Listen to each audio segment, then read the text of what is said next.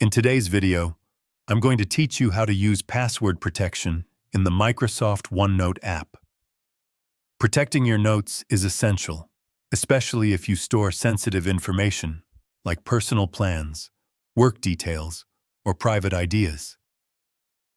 With OneNote, you can secure specific sections of your notebook so only you can access them. To begin, open Microsoft OneNote and navigate to the notebook that contains the section you want to protect.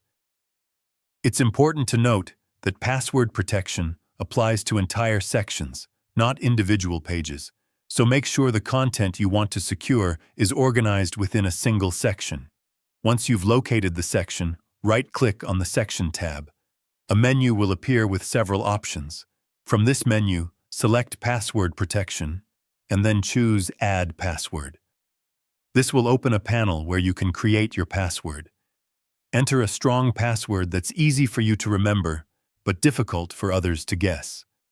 You'll need to type it twice to confirm.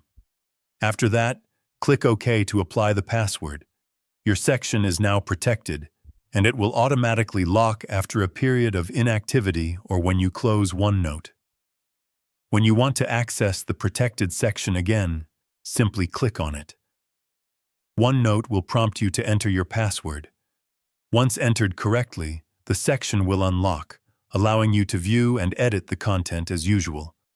If you need to make changes to your password, you can go back to the Password Protection menu and choose Change Password. You can also remove the password entirely if you no longer need the section to be secured.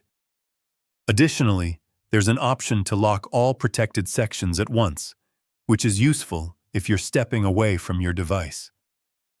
Keep in mind that if you forget your password, OneNote cannot recover it for you. This means you won't be able to access that section again, so it's a good idea to store your password somewhere safe. Using password protection in OneNote is a simple but effective way to keep your private information secure while still enjoying the flexibility of digital note-taking. And that's it.